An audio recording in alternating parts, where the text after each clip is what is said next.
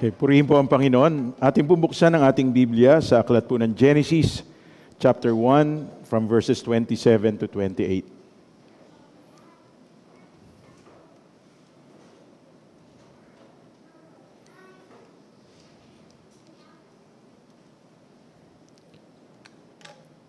Baka naman maligaw pa kayo.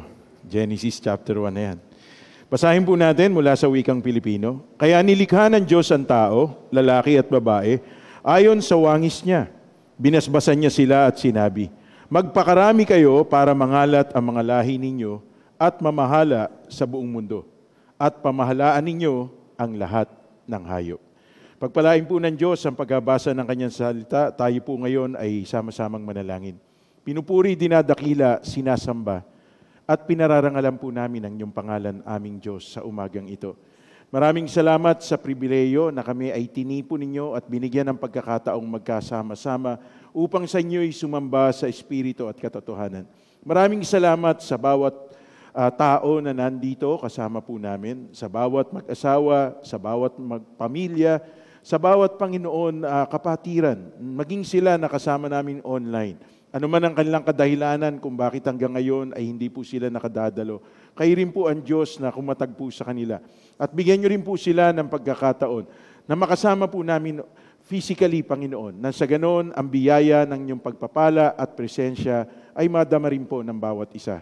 Sa umagang ito, kayo ang Diyos na mangusap sa bawat isa sa amin. Kasangkapanin niyo po lamang ako upang ang inyong dakilang kalooban, Panginoon, ang siyang maipahayag sa aming kalagitnaan. At wala pong ibang karapat dapat tumanggap ng lahat ng papuri, pagluwalhati at pagsamba sa ngalan lamang ng aming Panginoong Hesus. Amen. Palakpakan po natin ang Diyos. Makakaupo na po kayo. Papasalamat po ako sa Panginoon sapagkat nagkita-kita po muli tayo. Parang tagal natin hindi nagkita, no? Pero purihin po ang Diyos. There are some new faces that I see today. And I praise and thank God maging sa ilang mga kapatid natin na nagkusa po na pagtungo po rito. We will continue our series about acceleration at ang pag-aaralan nga po natin ngayong umagang ito ay accelerate your Christian responsibility. Pag dinefine po natin yung word na responsibility ayon sa dictionary, it means you do the things you are supposed to do and accept the results of your actions. So, a responsible person, alam niya kung ano yung kanyang dapat gawin at hindi lang niya alam kung ano yung kanyang dapat gawin, alam din po niya kung meron siyang pagkakamali, ay pananagutan niya po ito. So napakahalaga po nun. Other words for responsibility are authority, burden, obligation, duty, being accountable, and trust. Alam ko po na, alam naman po natin ito. Kapag ka ikaw ay responsableng tao, alam mo kung ano po yung tungkuling mong dapat gampanan, bukod sa tungkulin na yon, ay alam mo rin na pananagutan mo kung ikaw ay meron naging pagkukulang. Being responsible is a sign of maturity. Yung iba po kasi, sinasabi nila, matured na yan. Kasi 21 years old na yan. Matured na yan. 40 years old na yan. Matured na yan. Actually, senior citizen na nga. 60 na yan eh. Alam niyo mga kapatid, maturity doesn't come through age, but it comes with the acceptance of responsibility. Ang isang bata, kung kaya po niyang panagutan yung sinabi niya na, ako po ang bahala sa akin pong kapatid, wag po kayong mag-alala. So, in his age or in her age, responsible na po siya dun sa bagay na alam niyang kayang gawin niya. Hindi naman po natin pinipilit ang isang tao na gumawa ng isang bagay na alam natin maaaring ikapahamak niya. Kaya lang, we would like to look at the word responsibility in light of God's Word. Sa liwanag po ng salita ng ating Panginoon. I just want to post this sapagkat napakatotoo nito. Responsibility is accepting that you are the cause and the solution of the matter.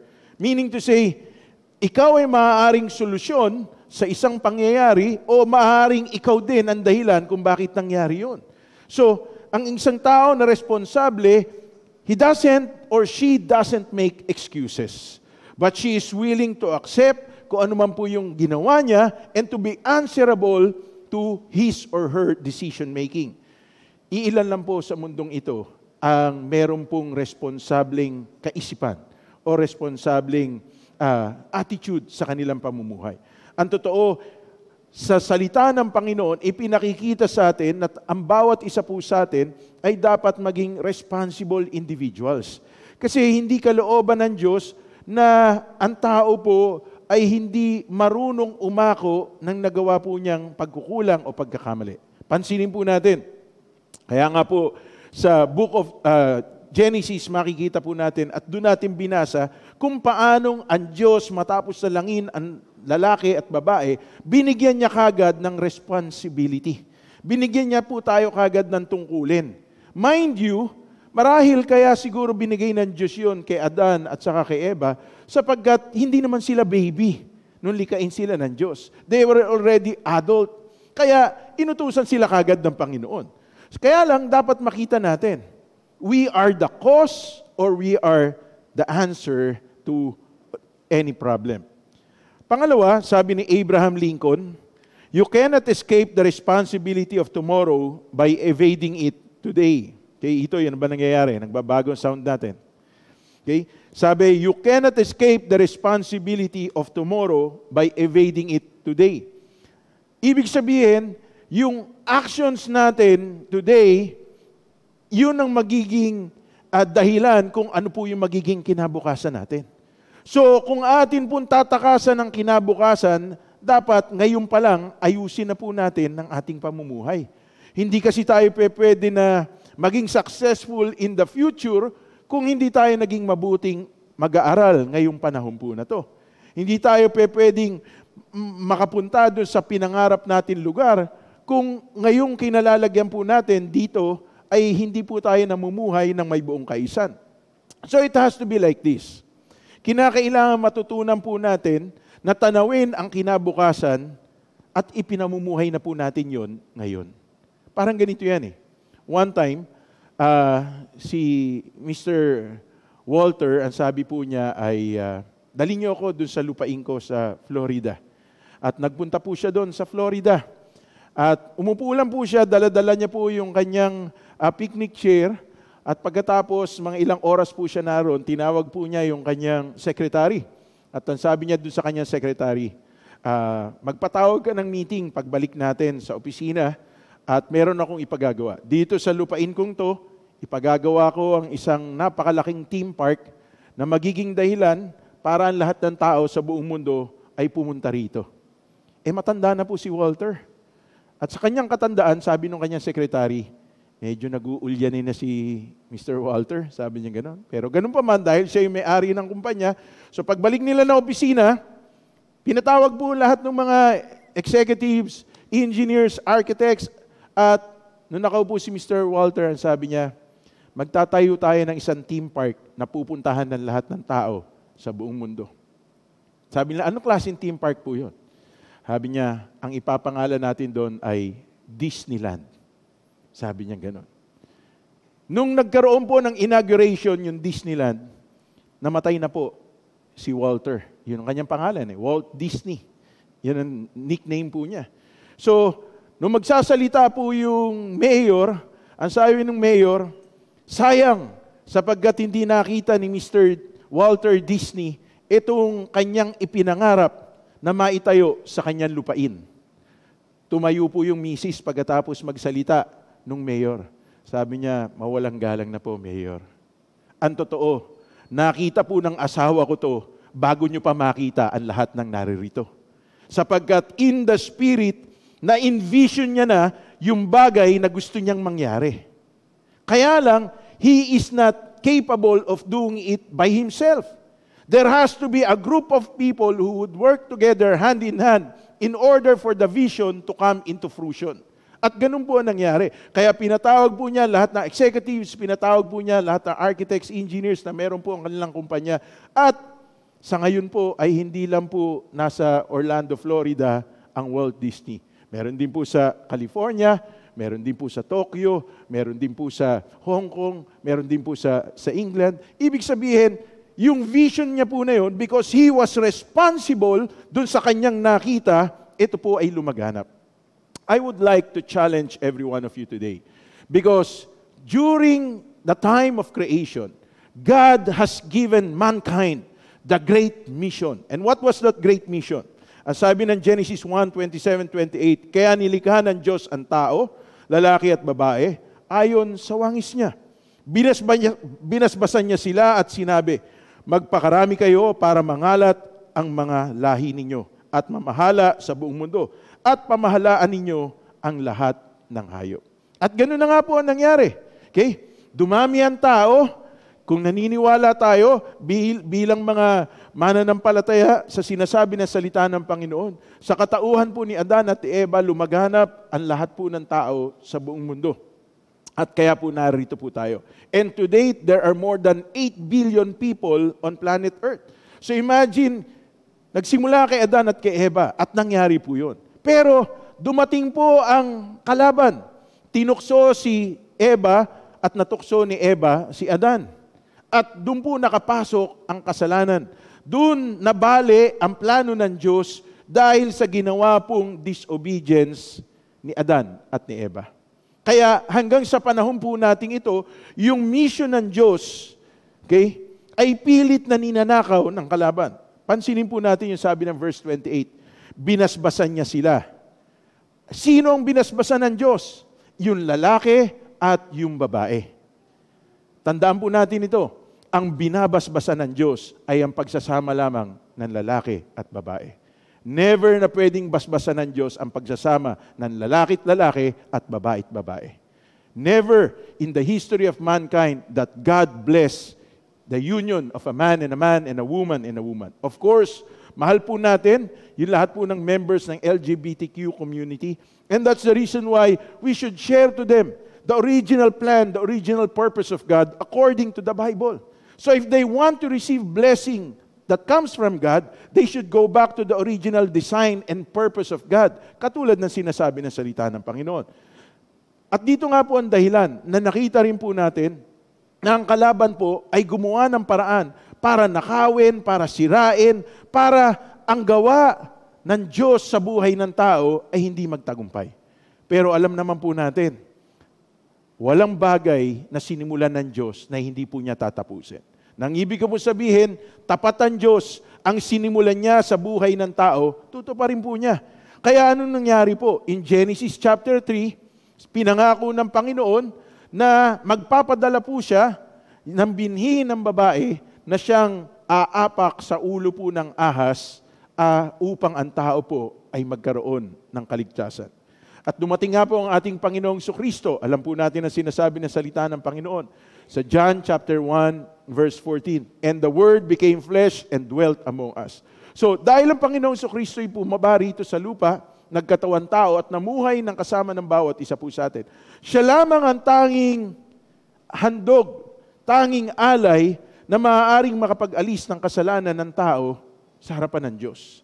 Kaya, sabi ng John chapter 3 verse 16, gayon na lamang ang pag-ibig ng Diyos sa sanlibutan, kaya't ibinigay niya ang kanyang bugtong na anak upang ang sino man sa kanya'y sumampalataya ay di mapahamak kundi magkaroon ng buhay na walang hanggan.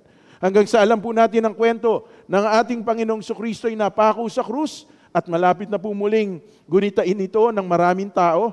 Siya po ay namatay, inilibing, ngunit matapos ang 3 araw ay muling nabuhay. So ang ating Panginoong Jesucristo po, bago siya umakyat sa langit, tinipon po niya ang kanyang mga alagad at binigyan po niya ng dakilang atas. From the great mission of mankind to populate the earth, we have been given the Great Commission. And what is that Great Commission? Basahin po natin na sabay-sabay. Mateo chapter 28 verses 19 to 20. Kaya't habang kayo'y humahayo, gawin ninyong alagad ko ang mga tao sa lahat ng bansa. Bautismuhan ninyo sila sa pangalan ng Ama at ng Anak at ng Espiritu Santo. Turuan ninyo silang sumunod sa lahat ng iniutos ko sa inyo. Tandaan ninyo, ako'y laging kasama ninyo hanggang sa katapusan ng panahon. Malinaw na malinaw. From the great mission that God has intended for mankind to accomplish, Jesus has given us the Great Commission for us to bring back mankind to the original plan, purpose, and destiny of God. Kinakailangan tayo po ay mabautismuhan. Kinakailangan gawin nating alagad ang lahat ng bansa. That's the reason why kayo po na dumadalo dito sa gawain na to, it is not enough that you just hear the gospel, but you should study the Word of God. You should do your morning devotion. You should pray every day. Why? Because that is the sign of being a true disciple. Baka akala po natin, dahil tinanggap na natin si Jesus, ligtas na tayo. Minsan nga, hindi po tayo nakakarating sa church. Tapos asa tayo makakarating sa langit. Ang church ang representative ng Diyos sa langit dito sa lupa. So, kinakailangan, bigyan po natin ng pansin yung tungkulin natin sa Panginoon habang tayo nabubuhay sa mundong ito. Pastor, hindi nyo alam, napaka-busy kong tao. Lahat naman ng dahilan, bibigay ng kalaban . Pero, kung tayo magiging intentional, sapagkat gusto po nating matupad ang plano ng Diyos sa ating buhay, walang dahilan para tayo mahadlangan ng kalaban. Naintindihan po ba natin? Palakpakan po natin ang Panginoon. Now, let's go to the heart of the message. Hindrances to being responsible. Ano ba ang mga hadlang para tayo po hindi maging responsable? Unang-una po, yung kawalan ng ating unang pag-ibig. Sabi po ng Mateo chapter 24 verse 12, ang kasama ay lalaganap, kaya't manlalamig ang pag-ibig ng marami. Okay? Lawlessness will abound and the love of many will grow cold. So, why would lawlessness abound? Bakit ang kasama ay lalaganap? Kasi ang tao po, hindi po nila tunay na kinikilala ang Diyos sa kanilang buhay, hindi na tunay na binibigyang halaga ang kanilang ugnayan sa Diyos. Many people today are religious but not spiritual. Many people today are devoted but they do not have a personal devotion with the Lord Jesus Christ. Alam niyo mga kapatid, kahit maraming Christian, even inside this church, I believe with all of my heart, kinakailangang magising tayo sa katotohanan ito. Bakit? Sapagkat ang sabi ng salita ng Diyos sa Pahayag chapter 2 verse 4, subalit may isang bagay na ayaw ko sa iyo, ang pag-ibig mo noong una kang sumampalataya ay nanlamig na. But I have this against you. You have lost your first love for me. Alam niyo po yung kanta ni Gary Valenciano na Gaya ng Dati? Ang composer po nun ay si Pastor Al Termulo. Okay? Nung kinanta ni Gary Valenciano yun, ang akala ng maraming tao, it was a love song intended for a woman na kanyang minamahal. Pero hindi. Because towards the end of that song, it talks about yung tao na nawalan ng pagmamahal sa Diyos dahil sa maraming bagay na kanyang inintindi sa mundong ito. Alam niyo mga kapatid, yung iba sa atin bumabawi sapagkat matapos ng 2 taong paghihigpit dahil ng pandemya, gusto natin umunlad yung negosyo natin. Gusto natin matupad yung pangarap natin, makatapos tayo ng pag-aaral. Wala naman po masama sa lahat ng yun. At ang totoo, dapat lang po yun. Kaya lang, ang tanong ko po sa inyo, how are you doing in your relationship with the Lord Jesus Christ? Anumang relasyon, pag hindi po natin pinag-ukulan ng panahon, anumang relasyon, pag hindi po natin ipinaglaban, mawawala po yan. So, look at yourself right now. How much time do you spend in browsing the social media? How much time do you spend in clicking the remote of your TV, watching Netflix, watching iFlix, and watching kung ano pa man yung pinanonood po ninyo? Pagkatapos, mananalangin tayo sa Panginoon at hihilingin natin sa Panginoon na i-bless ng Diyos yung gawa ng ating mga kamay. Parang may mali yata, di ba? Parang hindi ba dapat unahin natin ang Panginoon, gawin natin yung lahat ng ating magagawa at ipagkatiwala natin sa Diyos yung mga bagay na alam nating hindi na po natin kaya. Alam niyo mga kapatid, maraming bagay sa mundong ito aagaw ng ating atensyon sa Panginoon.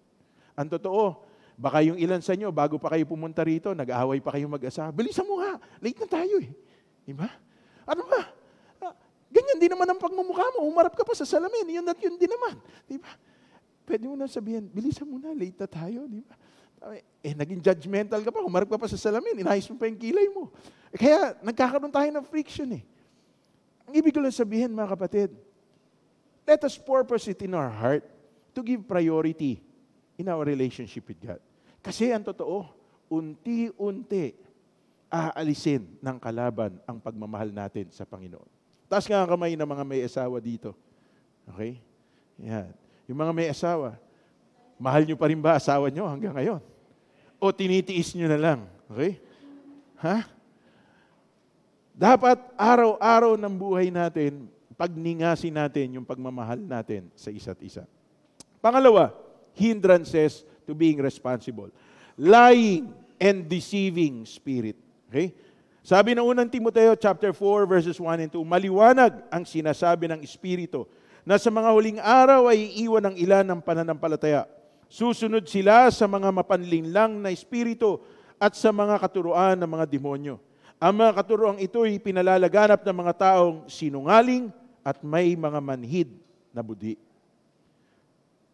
Hindi po ako nagsasabi, kundi Bible ang nagsasabi at binabasa ko sa inyo. And you can look at it in your own Bible. Sapagkat ang ginagawa ko po, kinakopy, paste ko lang para na sa ganun, mas madali po nating makita kung anong sinasabi ng salita ng Diyos when we project it in our TV screen. But, ang sinasabi, sa huling panahong ito, lalaganap ang kasinungalingan, lalaganap ang pandaraya, at magiging dahilan ito kung bakit ang maraming mananampalataya ay tatalikod. Nung nagsimula po tayo ng gawain dito, at salamat sa Panginoon, sapagkat 16 na taon na po tayo po ay nagpapatuloy dito po sa gawain ng Panginoon. 16 years. Palakpakan naman natin ang Panginoon. Marami po akong dinatnan dito na hindi ko na po kasama ngayon. At salamat sa inyo ng mga dinatnan ko na hanggang ngayon kasama ko pa. Nadagdagan pa kasi may mga apo na. May apo na si Sister Ina, si Brother Junior, di ba?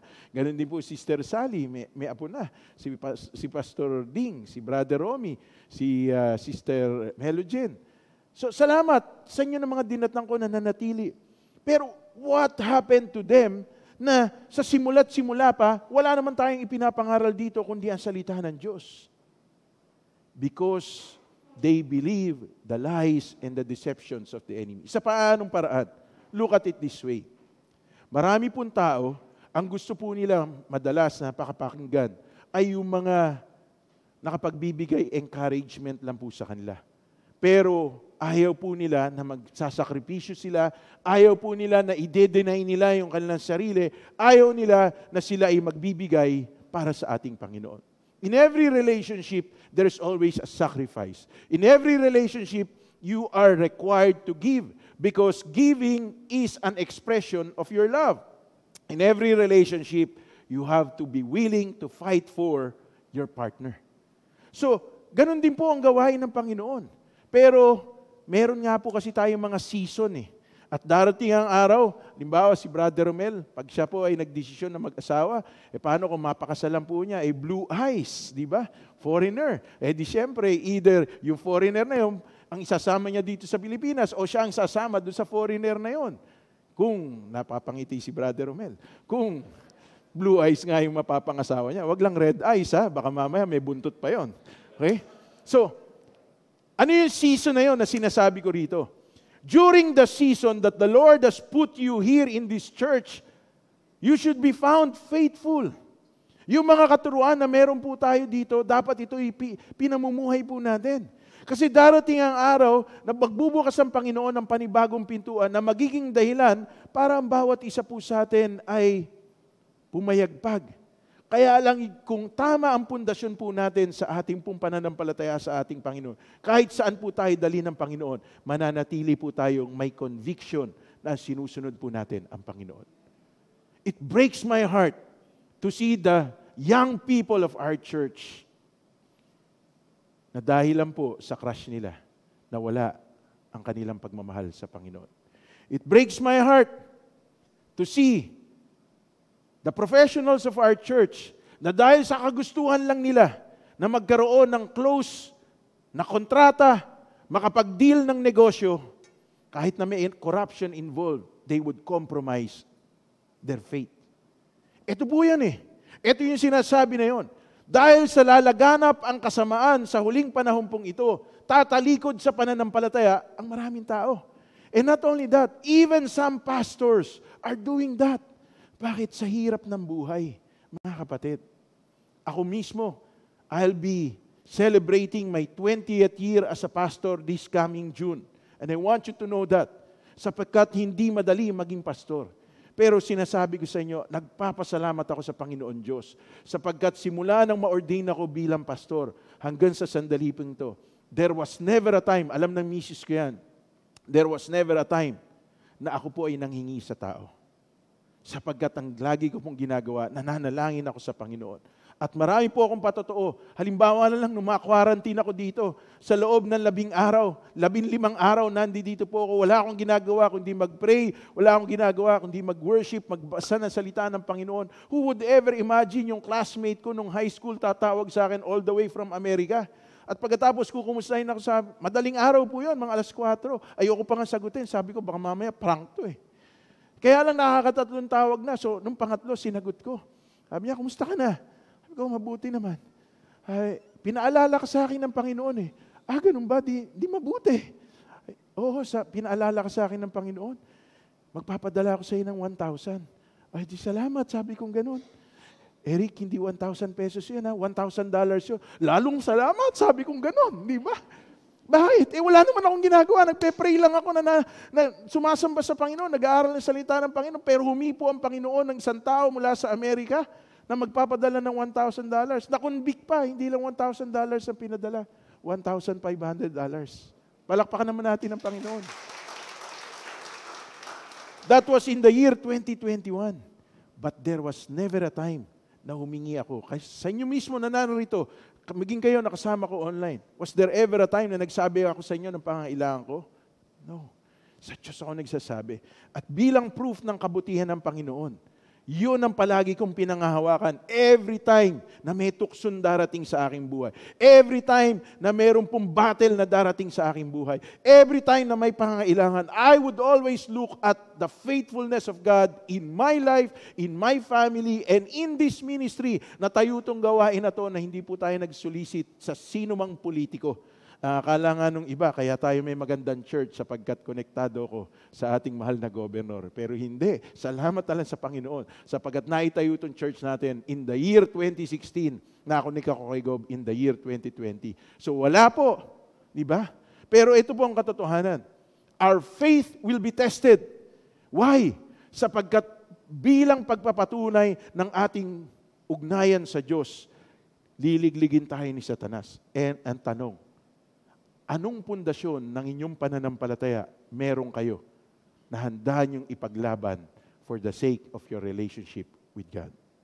Pangatlo, the Laodicean spirit. Sabi ng Pahayag chapter 3 verses 16 to 17. Ngunit dahil sa ikaw ay maligamgam, hindi mainit ni malamig, isusuka kita. Sinasabi mo, ako'y mayaman, sagana sa lahat ng bagay at wala nang kailangan pa. Ngunit hindi mo nalalamang ikaw ay kawawa, kabag-abag, mahirap, bulag, at ubad. In these last days, this spirit is very prevalent.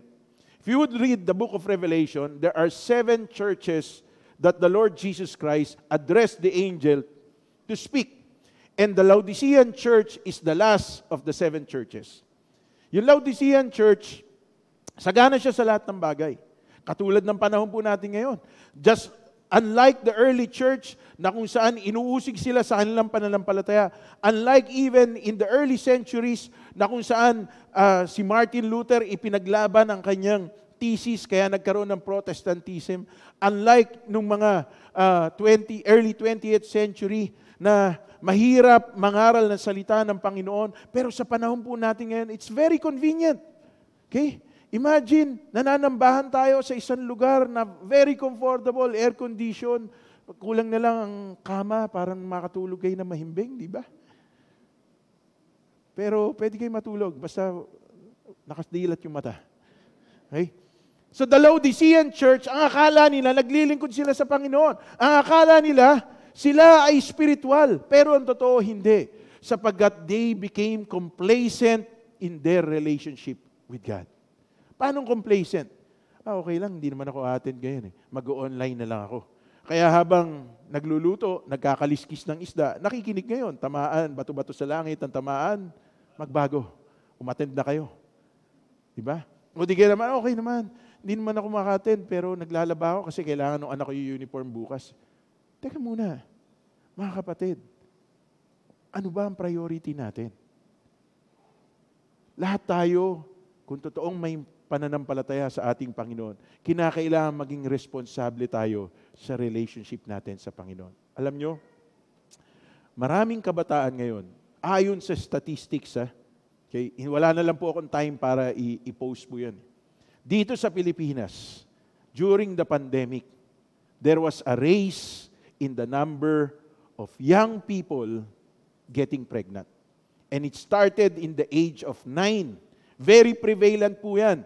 9 up to 15 years old. Bakit? Nasa bahay lang sila eh.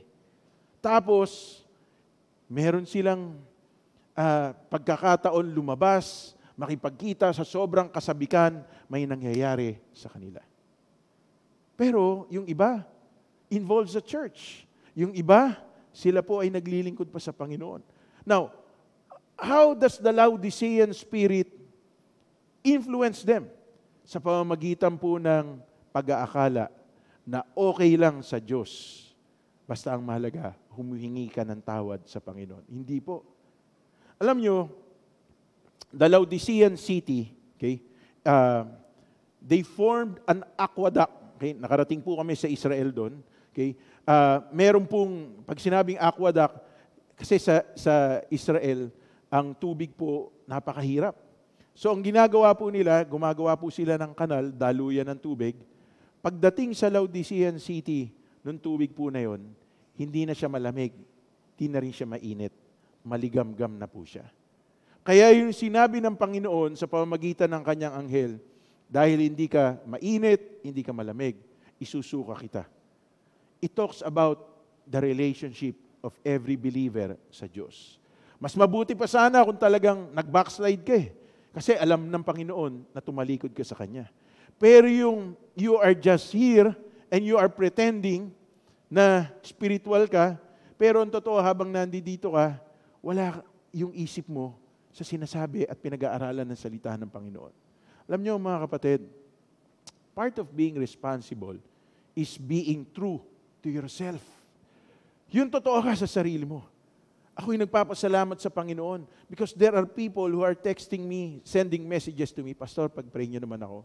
Gusto ko pong manumbalik yung una kong pag-ibig sa Panginoon. Salamat sa Panginoon, sapagkat alam niya yung gusto niya mangyari sa kanyang buhay. May nag-message din sa akin, Pastor, pag-pray niyo po ako.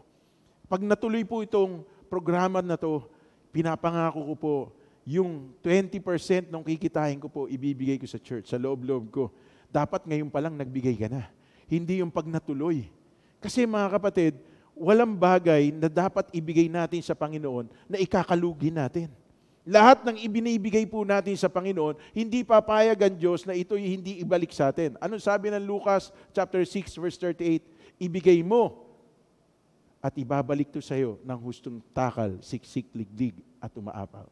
Give and it shall be given back to you in a good measure, pressed down, shaken together and running over. So, mali yung mentality na pagka pinamaterialize ng Diyos yung project mo, saka ka lang magbibigay. No. Bago pa mag-materialize yung project mo, bago pa ma-deal yung negosyo mo na yun, bago ko pa umani, dapat yung mga bagay para sa Panginoon, ibigay mo na. Bakit? Sapagkat yun ang pangako ng Panginoon. Ibabalik niya yun sa atin. Hustong takal, siksik, liglig, at umaapaw. Palakpakan natin ang Panginoon. Now, what are the Christian responsibilities na meron tayo? Unang-una po is responsibility to love God and love others.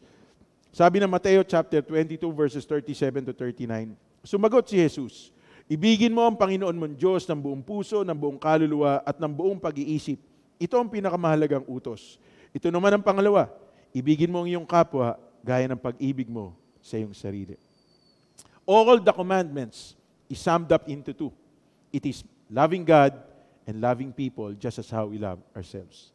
Dapat alam po natin ito. So dapat ang priority po natin, walang iba kundi ang Panginoon Diyos. Pangalawa, the responsibility to do good. Ito po, mahalaga to, dapat matutunan natin. Sabi ng Galatia chapter 6 verse 9, kaya't huwag tayong magsawa sa paggawa ng mabuti, pagdating ng takdang panahon, tayo ay aani kung hindi tayo magsasawa. Ang paggawa po ng mabuti, lalo-lalo na kung ginagawa mo to para sa Panginoon, ay parang pagpapautang sa Diyos. So kapag ikaw ay gumawa ng mabuti sa iyong kapwa, kahit na doon sa kapwa mo na hindi gumagawa ng mabuti sa iyo, natutupad mo yung responsibilidad mo sa Diyos. Sabi na ikalawang Thessalonica chapter 3 verse 13, mga kapatid, huwag kayong magsasawa sa paggawa ng mabuti. So part sa tungkulin natin bilang mga mananampalataya, yung paggawa po natin ng kabutihan. Sabi ng Efeso chapter 2 verse 10, inilaan na ng Diyos sa atin nung una pa man ang paggawa ng mabuti. So ibig sabihin, it is already expected by God. Kaya lang ang tanong, ano tong kabutihan na to? Is it only by giving alms to the poor? Pagbibigay na abuloy? Paggawa po ng kabutihan kapag kami nagsusulisit? Hindi lang po yun, mga kapatid. Ito po yung pagpapatawad sa ating kapwa. Ito po yung pagsasakripisyo. Ano sabi ng Panginoon? Pag sinampal ka sa kabilang pisngi, ibigay mo pa yung kabilang pisngi. So, ito po yung sinasabi na yun na hindi tayo dapat gumante sa mga taong gumagawa ng hindi tama sa ating buhay. Dapat ang bawat isa po sa atin ay meron pong desire sa ating puso na makagawa po ng mabuti kahit ng ibang tao po ay gumagawa ng masama para sa atin. At hindi lang po yun. Dapat matutunan po ng bawat isa po sa atin na gumawa ng mabuti sa ngalan ng ating Panginoon. Pansinin po ninyo, di ba, sa mga schools, lalo-lalo na po sa public schools, kapag meron silang mga bagong upuan, nakaukit yung pangalan ng mga nag-donate po ron. Naipagawa po yung gate ng school, nakaukit kung anumang batch yung nag-sponsor po nun. At hindi lang po yan. Sa panahon ng eleksyon, lagana po ang mga tarpaulin at lahat po ng mga pangalan ng mga politiko. Pero alam niyo mga kapatid, salamat sa Panginoon kung ikaw ay isang mananampalataya at ginagawa mo ang lahat ng bagay para sa kapurihan ng ating Panginoon. So when you do good, always give the glory to God. Pangatlo, responsibility to live worthy for the gospel. Sabi ng Filipos chapter 1 verse 27. Kaya nga mga kapatid, pagsikapan ninyong mamuhay ayon sa magandang balita ni Kristo. Sa gayon, makabalik man ako sa inyong piling o hindi, makakatiyak pa rin akong kayo'y nananatili sa isang layunin at sama-samang ipinaglalaban ang pananalig sa magandang balita. Pansinin po natin ito mga kapatid. May tungkulin po tayo ng magandang balita na tinanggap po natin, ipamuhay po natin. Merong ilan po sa atin, and I pray na sana ma-overcome na po natin ito. Mabuti lang tayo sa harap ng ating pong mga kapwa mananampalataya. Pero kapag ang kaharap na po natin ay mga tao na hindi mananampalataya, yung mga tao na nangungutang, mga tao na hindi marunong magbayad, mga tao na nanlalamang, nawawala na po yung pagkakristyano po natin. Pumapatol na tayo sa kanila, gumagawa na tayo ng dahilan para ipaglaban yung paninindigan po natin. Paninindigan sa katwiran natin, hindi paninindigan sa salita ng Panginoon. We must live our life worthy for the gospel. Na meaning to say, kinakailangan nagre-reflect ang Panginoong Kristo sa buhay natin. Hindi tayo pumapayag na tayo po'y manakawan ng kalaban dahil lang po sa kagustuhan po nating maipakita kung sino ang tama at kung sino ang mali. Sabi nga ni Apostol Pablo rito, makatitiyak pa rin akong kayo'y nananatili sa isang layunin at sama-samang ipinaglalaban ang pananalig sa magandang balita. Pansinin niyo po ito. Ang sabi sa English, the gospel is the good news. So kung itatranslate natin yung gospel o yung good news sa wikang Pilipino, anong translation ng good sa Pilipino? Mabuti. Pero hindi yun ang ginamit na translation dito. Hindi yun ang ginamit na interpretation. Ang sinabi, magandang balita. Bakit magandang balita? Because the good news doesn't only feel appealing sa atin pong pandinig. Hindi lang po ito nagdadala sa atin po ng feel-good message, kundi ito po ay nagdadala po sa atin ng message na nagbibigay pag-asang pagbabago sa ating buhay. Na nagbibigay po sa atin ng pag-asa na tayo po ay magkakaroon ng magandang kinabukasan. Kaya every time we hear the gospel, there is hope inside of us. Nagkakaroon po tayo ng pag-asa na gaganda ang buhay natin. The truth is, when we receive the Lord Jesus Christ in our life, nagkaroon po ng pagbabago ang buhay natin. Kaya sabi ng 2 Korinto chapter 5 verse 17, ang sino ang na kay Kristo, siya ay bagong nilalang na. Wala na ang kanyang dating pagkatao at siya ngayon ay pawang bagong nilalang na. Ang tanong, totoo bang bagong nilalang na po tayo? Okay? Hindi lang sa itsura natin nakikita ang pagbabago, kung hindi dapat sa ating pananalita, sa ating pag-iisip, sa ating pong pagkilos. Dapat nakikita yung pagbabago po na yun. Pang-apat, malapit na po tayo matapos sapagkat 5 lang po ito. Responsibility to have a Christ-like family. Mind you, tungkulin po natin na sa ating pamilya ipamulat ang magandang balita ng ating Panginoon. Sabi ng Efeso chapter 6 verses 1 to 4, mga anak, sundin ninyo ang inyong mga magulang sa Panginoon, sapagkat ito ang nararapat. Igalang mo ang iyong ama at ina. Ito ang unang utos na may kalakip na pangakong ikaw ay giginhawa at hahaba ay iyong buhay sa lupa. Mga magulang, huwag kayong gumawa ng mga bagay na ikagagalit ng inyong mga anak. Sa halip, palakihin ninyo sila ayon sa disiplina at katuruan ng Panginoon. Tinuturo sa atin sa school that our first teacher is our mother. Pero alam niyo ba mga kapatid, yung mga bagay ukol sa Diyos, dapat unang tinuturo sa ating pamilya. Dapat ang unang nagtuturo nito ay walang iba kundi ang ama ng tahanan. Bakit? Kasi yung ama ng tahanan, he is the head of the family. E ang problema, sa kultura nating mga Pilipino, ang ama ng tahanan, dahil siya ang provider, pagod na po siya. So ang pag-uwi niya, pagkakain na po sa hapagkainan, sasabihin niya doon sa asawa niyang babae, ikaw na mag-pray. Nangingiti yung iba sa inyo kasi totoong ginagawa. Okay? Tapos, pagka magkakaroon po ng problema, sasabihin ng ama ng tahanan, bahala ka na dyan. Anak mo yan eh. Parang hindi niya anak. Diba? Dito pinakikita ng salita ng Panginoon. All of us have a responsibility to have a Christ-like family. Na meaning to say, the children should honor their parents. The parents should do their responsibility in training up their children as unto the Lord. Dito nga sinasabi dito, sa halip palakihin ninyo sila ayon sa disiplina at katuruan ng Panginoon. Alam nyo, napakaganda ng kultura nating mga Pilipino eh. Sama-sama po tayong nagsisimba. Sama-samang namamasyal sa mall. Sama-sama po na nagpupunta sa iba't ibang lugar. Okay? Kahit nga sa bahay, sama-sama rin tayo nag-aaway eh. Kasi yung nanay, pag nagalit sa anak, hanggang sa asawa, galit na rin. Pero bakit pagdating sa pag-aaral ng salita ng Panginoon, ayaw po nating magsama-sama? Kinakailangan, we should do the initiative. The husband, the father should do the initiative to teach their children about God's Word. Alam po ninyo, mahirap po maging pastor na ama. Bakit? Pag uwi ng bahay, tatanungin ka ng mga anak mo, Daddy, anong ibig sabihin ito? Daddy, anong ibig sabihin nun? Buti na lang kayo, hindi kayo nagtatanong. Pero may pagkakataon naman kayo magtanong. Pag uwi ng bahay, tinatanong ako ng mga anak ko. So, kinakailangan, ituro ko po sa kanila yon. Kaya lang, hindi lang ako may responsibilidad nun. Kayo po ay may responsibilidad. And mind you, the other responsibility that we have is to bring them up into the knowledge of the Lord Jesus Christ.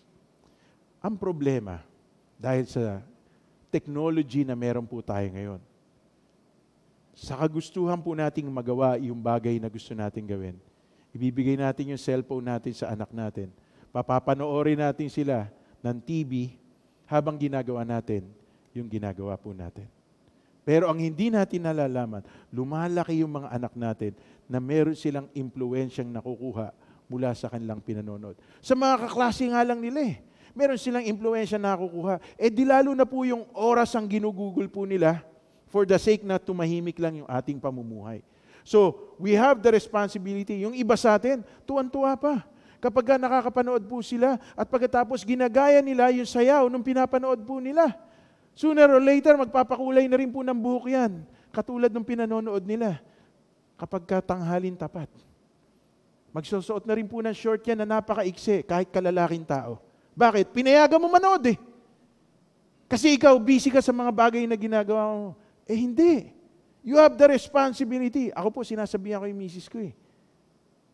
Ayoko na nanonood ng ganyan dito sa bahay na to. Alam na misis ko yan. Kahit nakatatawanan yun.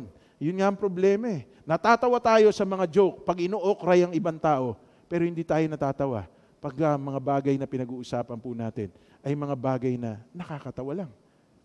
Natatawa tayo kapag may ibang tao na meron po napapahamak.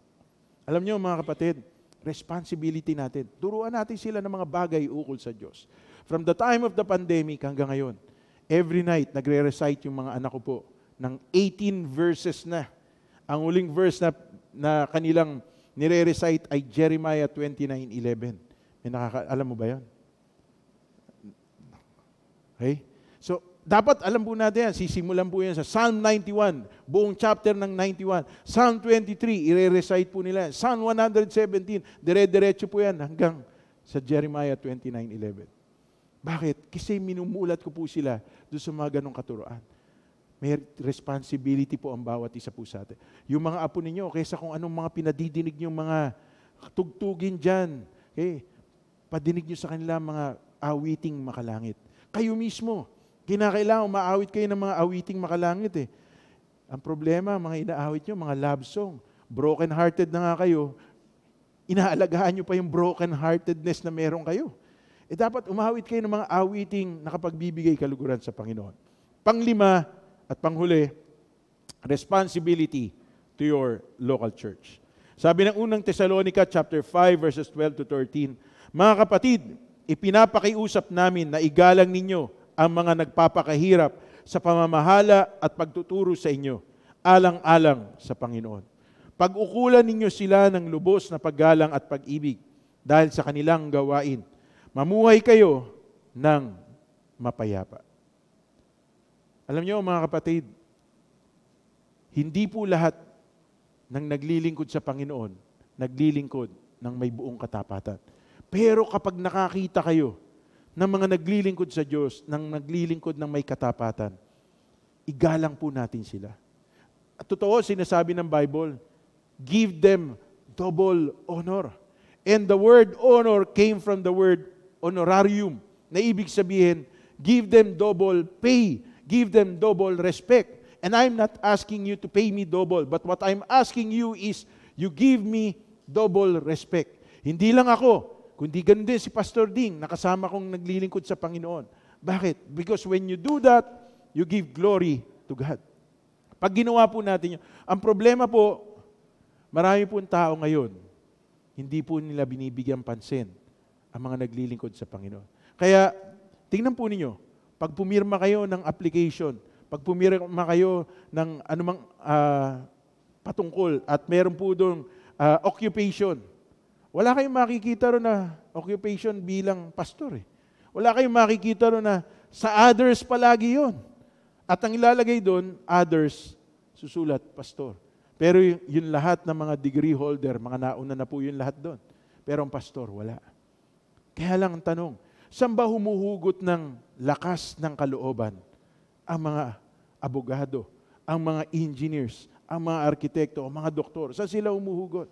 Dati may uma-attend po rito, anak ng pastor, doktora. Okay? Tapos nakadalawang attend po yun dito. Nagme-message po sa akin, hindi kami magkita-kita. Naging guest speaker ako sa Schuller Christian Academy. Resource speaker siya. Doon lang kami nagkita. Tapos nag-message siya sa akin, Pastor, pasensya ka na. Kailangan ko nang umalis. Now, why do I have to say all these things? Kasi, ang reality ng buhay, naalala lang po yung mga naglilingkod sa Panginoon pag panahon na may problema na. Pag panahon na wala na pong nakikitang solusyon. Kami po yung huling dahilan para ang tao po ay lumapit sa Diyos. Pag lumapit na sa amin bilang mga pastor, either namatayan, either may problemang malaki, may pagkakautang, Either nangalunya yung asawang babae o asawang lalaki. Doon lang kami naalala, mga pastor. Diba? Minsan nga nagturo po ako dito sa Sagrada Familia. Okay, ano po yan funeral service. Sabi ba naman nung isang tao ron, disente pala yung pastor nyo. Okay? Magaling para mangaral yung pastor. Baka kala yata kung saan lang ako nang galing. Aba, hindi Kung hindi po ako saan lang nang galing, pinagbubuhusan ko po ng panahon ng pag-aaral ng salita ng Panginoon. Kaya naman kung kayo po ay narito sa church na to, kinakailangan naman bigyan natin parangalan Diyos sa buhay naming mga naglilingkod sa Panginoon. Amen po ba? Hindi yung, minsan kasi may magbibigay pa sa inyo ng love gift Yung bang parang hiyang-hiya pa kayo na magbibigay. Okay? Bigyan nyo naman ng galang yung pagbibigay ninyo. Pag magbibigay kayo ng love gift, ilagay nyo naman sa envelope. Huwag naman yung pinakalukot na pera ang ibibigay ninyo. Yung pinakamaayos na pera, kung lukot yung pera, plantsahin nyo muna. Okay? Tapos lagay nyo sa envelope. Lagay nyo na sulat, Pastor. Okay? Alam nyo, nagpapasalamat ako sa Panginoon. Nung pumunta kami ng Israel, hindi ko po ina-expect. May nagbigay po sa akin ng $200. Hindi ko po ina-expect yun. Okay? At nagpapasalamat ako sa Panginoon kasi Diyos ang nangungusap sa kanila, hindi tao. So salamat sa Panginoon. Nakapunta kami ng Israel. May baong kaming mag-asawa. Nag-solicit ba ako sa inyo? Minsan may nagpapadedicate sa akin, sabi, Pastor, okay lang po ba bigyan ko po ng titig-isang envelope yung mga ninong? Sige, okay lang. Magkano po ba dapat nilang ilagay doon para sa inyo? Anong ibig mo sabihin? Yung puti pong envelope, 2 po ibibigay ko. Yung isa para sa inyo, yung isa para sa anak ko. Hindi ako ganun. Sabi kong ganun. Kung gusto mo magpa-dedicate ng anak, gusto mo magpakasal, ikaw na magpapakasal, ikaw na magpapa-dedicate ng anak, ikaw yung dapat magbigay ng love gift. Huwag mong kukunin sa mga ninong at ninang. Kasi ang blessing sa'yo mapupunta. Kapag kinuha mo yun sa mga ninong at ninang, sa kanila mapupunta yun. Kaya lang never na nagpresyo po ako sa inyo. Nagpresyo ba ako sa inyo? Misa nga, abunado pa ako Magpapa-counsel sa akin. Ako pa magbabayad. Kasi walang pambayad Naintindihan po ba natin? Pero hindi ko to sinasabi para na sa ganun ay makonsensya kayo. Pwede na rin, di ba? Kung gusto niyo makonsensya. Pero ang gusto ko lang sabihin na sinasabi ng salita ng Panginoon, bigyan po natin ng pagpapahalaga ang mga naglilingkod sa Panginoon. Ako po ba? Kung ako po ay hindi po nakapag-aral, kung hindi ko pinag-aralan ang salita ng Panginoon, may matututunan ba kayo? Tatagal ba kayo? Sa palagay niyo po ba itong gawain na ito ng Panginoon, lalago ng 16 na taon? Sa palagay niyo po ba? Kayo na mga kasama ko, sa palagay niyo, kayo, sa dinami-dami ng pastor na naroon, sa palagay niyo, ako ba ay hindi totoong lingkod ng Panginoon? Kaya ako po ito sinasabi, mga kapatid, it's because I want to honor God in my life. In closing, I would like to challenge every one of you. Minsan sinabi ko sa misis ko, nag-50 years old ako, hindi ko sinabi sa mga kapatid na ipaghanda nila ako. At sa mahabang panahon dito sa church, salamat sa mga pagkakataong binigyan niyo ako ng halaga. Pero the challenge that I want to give you all today is, I will be celebrating my 20th year as a pastor. Meron po akong kaibigan pare. Sabay kami. Okay? Sabay kami na-ordain. And he celebrated his 20th year as an ordained priest. But I will be celebrating my 20th year as an ordained pastor. And it is my heart's desire to honor God sa buhay ko. Kaya ako ito sinasabi sa inyo, mga kapatid. Kasi hindi rin ako makakapaglingkod sa Panginoon ng may buong katapatan kung wala kayo. So I challenge every one of you, let us celebrate the goodness of God sa buhay ng bawat isa sa atin. Tandaan natin, we have a responsibility to love God, to love one another. We have a responsibility to live the Word of God into our lives. We have a responsibility na tayo po ay gumawa ng mabuti sa ating kapwa. And we have a responsibility to our local church. Kailan po kayo mai-involve sa gawain ito ng ating Panginoon? Pastor, marami na akong ginagawa ngayon, hindi katulad nung dati. Hindi. Ang totoo, pwede nating bigyan ng panahon ng Diyos. Kailangan lang natin ayusin ang ating schedule. Today, I challenge every one of you. Magpagamit po kayo sa Panginoon. Hindi sa lahat ng pagkakataon, ako po ay narito, but kung hihingi kayo ng oras para kayo po ay mapasyalan ko, maipag-pray ko, makaunselan ko, I will make myself available. Beginning Tuesday, babalik na po ako uli sa Bulacan. Magkakaroon na po tayo uli ng gawain doon, ng face-to-face na gawain. At dito po, ibabalik na rin po natin ang gawain po natin, ang mga prayer meetings po natin. Then by April, meron po tayong youth camp. Okay? So meron po tayong 3 days youth camp, April 6 to 8. So sina-challenge ko po kayo, ma-involve po kayo. Holy Week po yun eh. Baka mamaya yung Holy Week na yun, imbis na holy, maging holiday week para sa inyo. Kasi ganun na pong ginagawa ng maraming tao. Namamasyal na po sila. Nagpupunta sa kung saan-saan. Hindi na nagiging holy, nagiging time of vacation. But the challenge I have for you today is involve yourself dito po sa local church natin. Kailangan po natin ng ushers.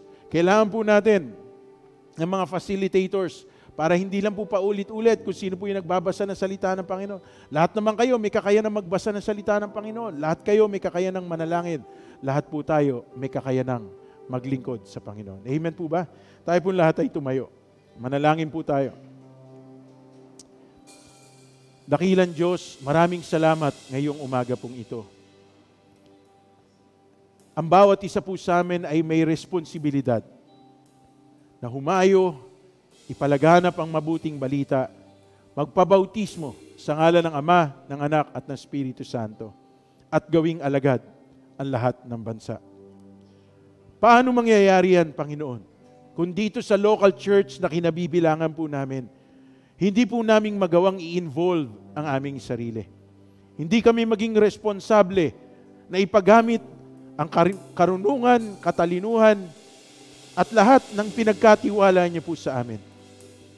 So I pray right now in the name of Jesus that the Holy Spirit would continue to work mightily sa buhay po ng bawat isa po sa amin. Tulungan niyo po kami, Panginoon, after hearing this message, that we would involve ourselves, we would be intentional in serving you in any capacity na kaya po namin. Hindi niyo naman po kami hinihiling na maglingkod sa inyo na higit sa aming kakayanan. Pero lahat po kami ay meron pong dakilang tungkulin na maging responsable sa aming pong pananampalataya. Ama, sa umagang ito, kilala nyo rin po ang bawat ama, ina ng tahanan na meron po silang matinding hamon sa buhay ng kanilang mga anak o sa buhay nila bilang mag-asawa. It is my prayer, hindi pa huli ang lahat, Panginoon. Gamitin nyo po sila na tagapamagitan upang matupad ang inyong plano at layunin sa bawat pamilyang Kristiyano. Sa pangalan ng inyong anak na si Jesus, pinuputol ko sa ugat anumang espiritu, Panginoon, na hindi pagkakasundo, ang espiritu ng pagkakahiwa-hiwalay, ang espiritu ng dibisyon, ang espiritu ng di pagpapatawad, Panginoon. Pinuputol ko ito sa ugat at ang kinakalagan ko ay espiritu ng pagkakaisa, pagkakaunawaan, pag-ibig, Panginoon, sapagkat ito ang kalooban ninyo na ang mga anak ninyo ay maging halimbawa ninyo sa huling panahon pong ito. At inihiling ko rin sa pangalan ng inyong anak na si Jesus na ang bawat isa sa amin ay maging instrumento ninyo sa paggawa ng mabuti. Tulungan niyo po kami sapagkat sagan ng amin hindi namin kaya. Ngunit dahil kayo ang sumasa amin, lahat ng bagay magagawa po namin. Katagpuin niyo po at abutin ang lahat ng naririto, Panginoon. Anumang kahilingan meron sila, kung ito'y ayon sa inyong kalooban, bigyan niyo ng katuparan. Ito man ay kagalingan ng anumang pisikal na karamdaman meron sila. Sa pangalan ni Jesus, tanggapin niyo ang kagalingan na yan mula sa inyong ulo hanggang sa inyong talampakan. Ito man ay katugunan sa anumang pangailangan, whether it be financially, materially, emotionally, spiritually, in the name of Jesus, receive the answers to your prayers. And I pray, in this church, only the name of the Lord Jesus Christ will be exalted. Salamat po, Panginoon. Pagpalain niyo po kami ngayong umagang ito. The Lord bless you and keep you. The Lord make His face to shine upon you and be gracious to you. Lift up His countenance upon you and give you peace. In Jesus' name we pray. Amen. Amen.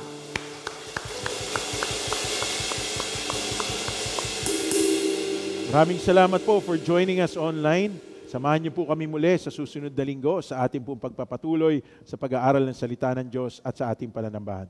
Pagpalain po kayo ng ating Panginoon.